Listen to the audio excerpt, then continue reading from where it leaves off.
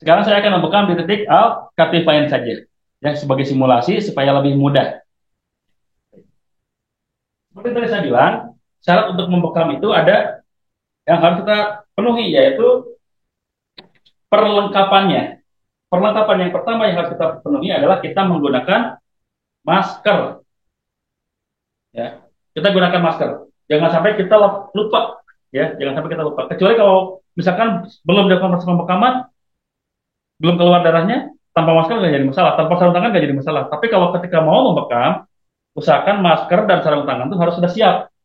Ya. Masker dan sarung tangan kita siapkan dulu. Kalau saya gunakan sarung tangannya ukuran M ya. Kalau Bapak Ibu yang ukurannya lebih besar dibanding saya, silahkan gunakan yang lain saja. Kalau saya gunakan ukuran M. Ini standar dasarnya, terutama untuk yang home care, yang panggilan. Kalau yang di klinik, itu lebih baik gunakan lebih dari ini. Gunakan apron, ya, gunakan celemek, dan gunakan kopiah. Kopiah ya, jangan topi gitu. Kopiah saja. Karena kalau kopiah, khawatir kan ada ke depannya itu bisa mengganggu pandangan juga. Gunakan kopiah dan gunakan apron. Kalau tapi saya di sini simulasikan adalah untuk yang panggilan. Tapi kalaupun yang panggilan, usahakan ketika kita membekam gunakan baju khusus.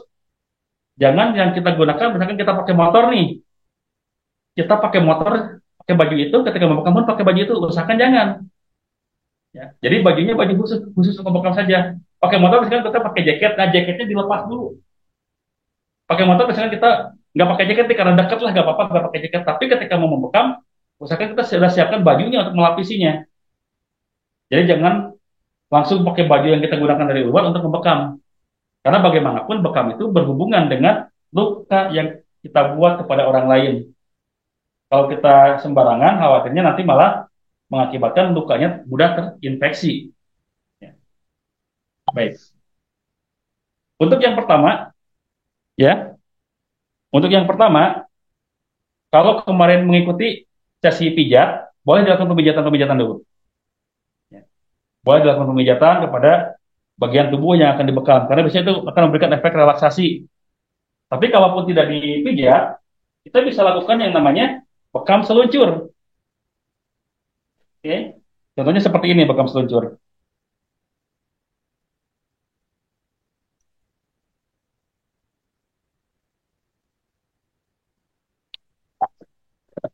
Lakukan bekam seluncur, ya. Lakukan penarikan sedikit saja, ya. Jangan dilakukan penarikan yang terlalu ekstrim, soalnya kan kita seluncurkan seperti ini. Kalau dilakukan terlalu kenceng, begitu diseluncur seperti ini sakit. Tapi jangan kalau diberikan pengisapannya standar saja, ini begitu dilakukan proses seluncur seperti ini malah memberikan efek relaksasi, efek nyaman. Dan biasanya kalau misalkan saya membekam sambil tengkurap nih, dibekam seperti di seluncur seperti ini, pasien banyak yang tidur. Tapi kalau ini nggak mungkin tidur karena sambil duduk gitu. Ya, sengaja saya supaya jangan tidur. Kalau sampai ketiduran, saya bangunin nantinya. Di seluncur seperti ini untuk memberikan efek relaksasi juga. Kemudian setelah kita lakukan relaksasi, kita oleskan minyak herba kepada bagian yang akan dibekam. Contohnya tadi yang akan kita bekam adalah bagian Al-Katifain. Kita oleskan minyak herba pada bagian yang akan kita bekam. Ya. Kenapa sarung tangan saya boleh menyentuh ini? Karena ini belum ada lukanya. Kalau sudah ada luka, sarung tangan sekalipun tidak boleh menyentuh ke bagian lukanya. Karena ini belum ada luka, saya masih bisa menyentuhnya. Ya, karena masih ada belum ada luka, saya masih bisa menyentuhnya. Karena kalau sudah ada luka, jangan disentuh lagi. Itu nanti lama sembuhnya. Ya. Kalau sudah ada luka, disentuh berulang kali, itu nanti lama move on nantinya. Jangan dilukai berulang-ulang gitu. Bisa mengakibatkan luka yang tidak sembuh nanti. Susah move on lagi. Oke, usahakan ketika kita akan melakukan pembekaman di bagian kanan terlebih dahulu. Nah, pembekaman lakukan seperti ini. Dan ini harus kita tanyakan kepada pasiennya, apakah dia kesakitan atau tidak. Gitu ya. Jadi kita harus tanyakan dulu kepada pasiennya. Oke. Baik, kita mulai dari awal ya. Kita mulai dari awal. Sekarang kita mulai simulasikan yang tepat. Kita plug dulu minyak yang ada di dalam.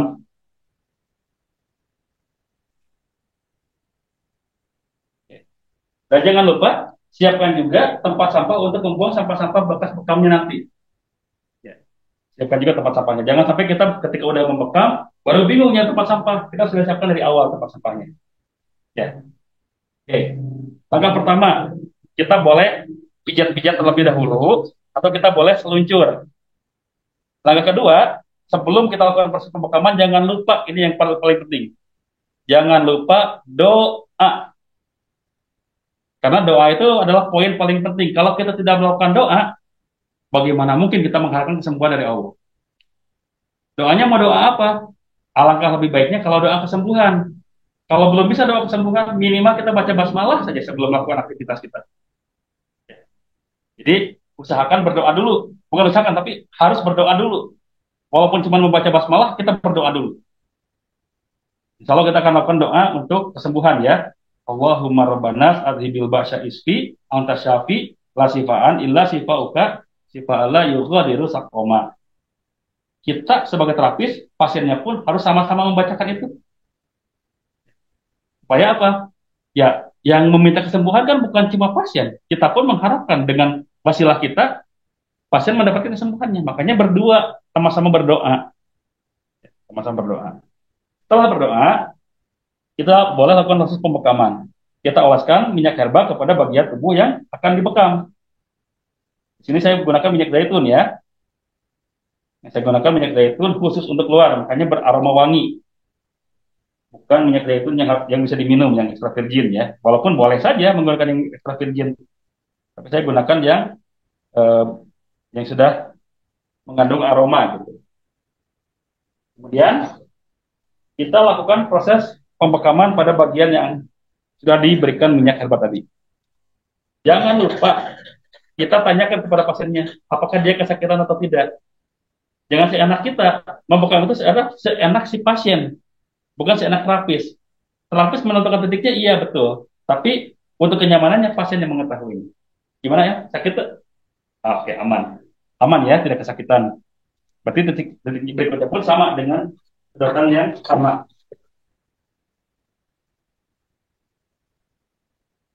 Ya, sekitar 2 sampai 3 sedotan tadi ya.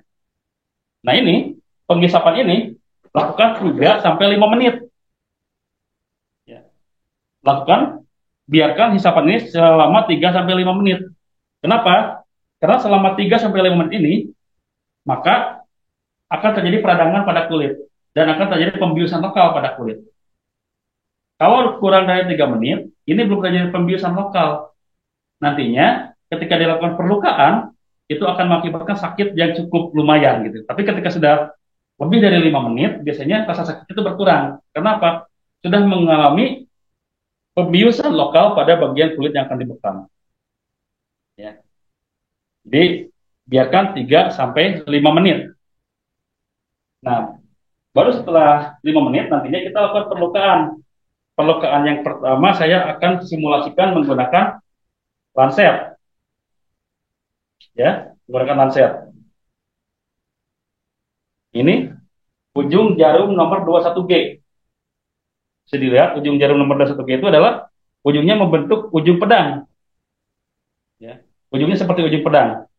Jadi ketika melukai kulit itu tidak menusuk tapi menggores. Karena salpoh timijang, sayatan bekam, bukan tusukan bekam. Oke, kita tutup lancetnya. Nah, di lancetnya sendiri pun ini ada batasan. Batas ini supaya ketika kita melakukan proses pembekaman itu tidak terlalu dalam, keluar jarumnya cuma sedikit. Ya, ini harus di slow motion baru kelihatan jarumnya, tapi kalau gini nggak kelihatan ya. Nah, ini batasnya ini untuk supaya jarumnya yang masuk ke dalam kulit itu tidak terlalu dalam. Kalau terlalu dalam itu nanti khawatirnya malah mengakibatkan pasiennya kesakitan. Dan yang keluar bukan darah kotor, tapi darah yang masih dibutuhkan. Untuk simulasi yang kedua, tadi saya menggunakan apa namanya? Hand scalpel. Hand scalpel yang saya gunakan nomor 3. Ya, hand scalpel nomor 3. Kenapa? Karena bisturinya yang saya gunakan nomor 11. Kalau bisturinya di atas nomor 20, kita gunakan hand scalpel nomor 4. Cuma di sini saya gunakan yang nomor 3 karena bisturinya nomor 11. Cara pemasangan bisturi seperti ini Pak Bu. Kalau pakai silet gimana? Jangan. Karena kalau pakai silet, silet itu bukan alat kesehatan, bukan terbuat dari silver. Kalau ini terbuat dari silver, ya. Kalau bisturi ini terbuat dari silver, makanya aman bagi kulit. Tapi kalau silet itu mengandung bahannya bisa lebih cepat berkarat. Jadi terkena darah sedikit aja, itu bisa mengeluarkan karat nantinya. Jadi kalau dilakukan perlukaan di sini nih contohnya nih, lakukan perlukaan di sini, baru satu kali dua kali saya aja dengan silet, itu bisa berkarat siletnya. Ketika dilakukan perlukaan di sini, karat sudah bisa masuk ke sini karatnya. Makanya jangan menggunakan silet. Kalau mau ya tetap gunakan bisturi kalau mau sayatan. Cara pemasangannya, bisa dilihat bentuknya tuh miring ya. Ini miring dan di sini pun ada permukaan handscape-nya yang miring juga. Maka kita padukan ke sini, miring dengan miring supaya begitu masuk pas. Nah, miring dengan miring maka ketika masuk pas. Ini udah masuk dan beginilah bentuknya bisturi. Ya. Beginilah bentuknya bisturi ya. Oke. Bisa dilihat Bapak Ibu ya. Ini bentuk bisturi nomor 11. Jadi kita gunakan ini untuk proses pembekaman menggunakan sartoh, menggunakan sayatan, torehan ya, jangan sayatan. Kalau sayatan kesannya menyayat-nyayat gitu gimana gitu ya. Tapi ini torehan, ya, torehan seperti ini. Oke. Anggap saja sudah 5 menit ya, mungkin sudah 5 menit ya dengan penjelasan menurut saya. Perlukaan yang pertama kita menggunakan lancet. Perlukaan menggunakan lancet ada dua cara. Bisa menggunakan putaran tawaf, bisa menggunakan sejajar. Dua-duanya pun boleh. Tidak ada aturan khusus bagaimana cara melukai. Tapi kita di sini akan menggunakan metode yang pertama yaitu metode putaran tawaf. Bismillahirrahmanirrahim.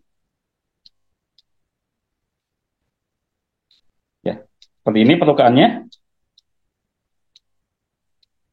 Kebayang kalau kita tidak atur kedalamannya, ini akan lukanya akan lebih dalam. Ya, oke. Setelah dilukai dengan lancet, kita lakukan pengisapan kembali. Sama durasinya 3 sampai 5 menit. Durasinya 3 sampai 5 menit juga untuk mengeluarkan darah statisnya. Ya, 3 sampai 5 menit sampai keluar darahnya nanti sudah mulai keluar darahnya walaupun baru bintik-bintik saja karena memang mungkin waktunya kurang dari 5 menit ya barusan, tapi ya, sudah keluar darahnya. Jadi yang pertama kita gunakan metode putaran tawaf. Yang berikutnya kita akan lakukan proses pembekaman menggunakan bisturi, menggunakan sayatan atau torehan.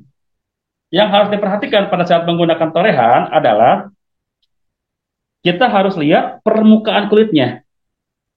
Ya, kita harus lihat permukaan kulitnya. Ya, di sini ada alur kulit. Ya, ada alur kulit. Nah ini alur kulitnya tidak terlihat seperti ke pinggir, maka perlukaannya nanti kita akan lukai ke pinggir.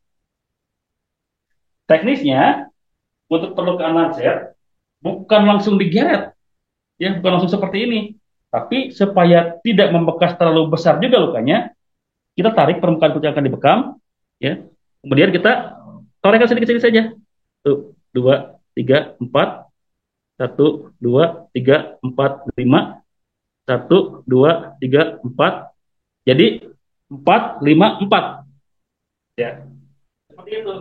Bisa dilihat, lukanya tidak terlalu kelihatan.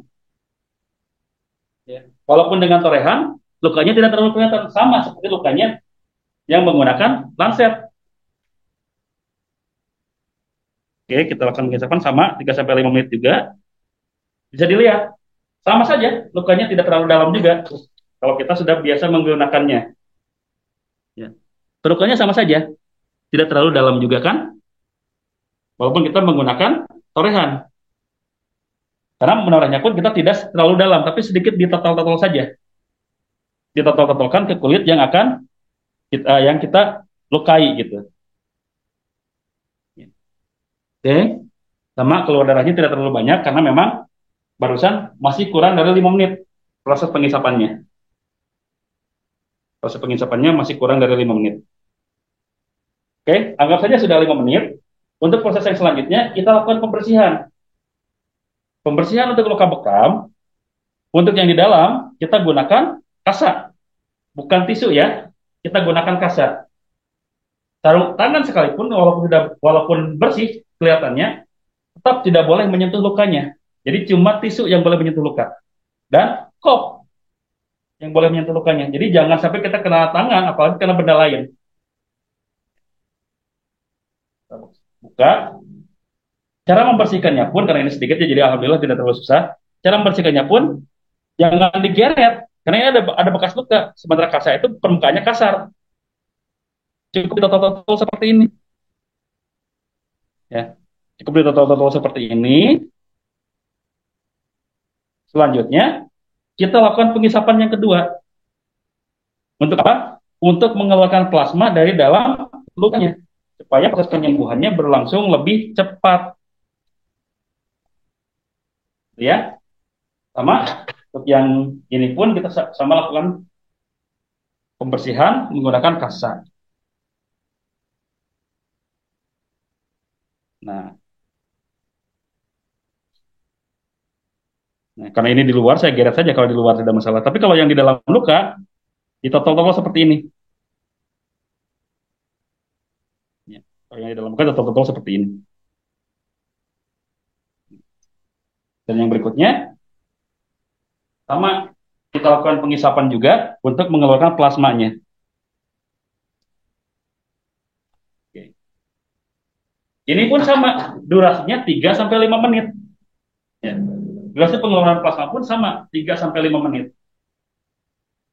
Anggaplah ini sudah 5 menit. Kita lakukan lagi pembersihan lukanya dengan kasa lagi. Ya, anggaplah ini sudah 5 menit ya. Kita lakukan proses pembersihan. Dan kalau sudah benar-benar keluar darah kotornya, darah statisnya sudah keluar, sekalipun kita bersihkan dengan kasa, dengan tisu, ataupun dengan apapun yang memang berwarna putih, tidak akan lagi ada sisa darah.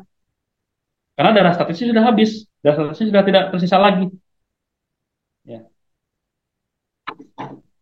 Oke, ini pun kita sama, kita bersihkan.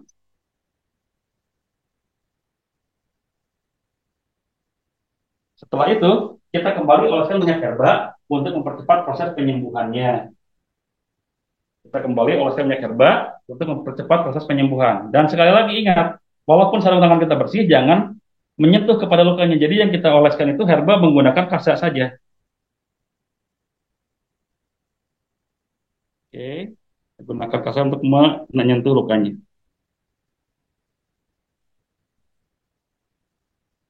Oke, sudah selesai, Maya. Silakan dipakai kembali bajunya. Nah, untuk selanjutnya adalah proses sterilisasi.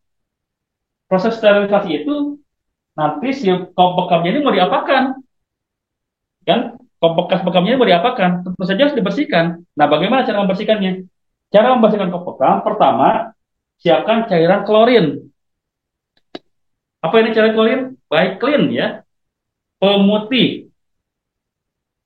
Gunakan cairan klorin, campurkan dengan air. Perbandingannya berapa? 1:10. Kalau mau bikin 10 liter, maka cairan klorinnya 1 liter. Tapi kalau misalkan saya cuma punya bekamnya cuma sedikit nih, tempat yang kita mau gunakan untuk merendam pun kecil, ya udah, ininya 1 gelas aja. Klorinnya 1 gelas dan airnya 10 gelas. Campurkan di dalam satu wadah, ininya pokoknya direndam.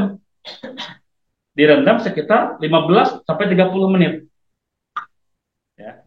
Direndam menggunakan ya, cairan klorin tadi, di dalam cairan klorin tadi 15 sampai 30 menit. Kemudian baru dicuci menggunakan sabun, sabun disinfektan. Biasalah di rumah juga sepertinya pada punya semua ya kalau sabun disinfektan kayak Mama Lemon, Sunlight, Slick itu sabun disinfektan semua. Jadi boleh menggunakan itu. Ya. Setelah dibersihkan dengan sabun, dicuci dengan sabun, jangan lupa dibilasnya di air yang mengalir. Bilasnya di air keran gitu. Ya, dibilas di air keran, di air yang mengalir, supaya apa? supaya tidak ada endapan atau genangan kuman yang ada di dalam satu tempat. Ya. Lalu setelah dicuci, baru kita semprotkan alkohol. Saya gunakan alkohol 70%. Yang 90% pun tidak masalah sebetulnya. Tapi kita gunakan yang 70% saja.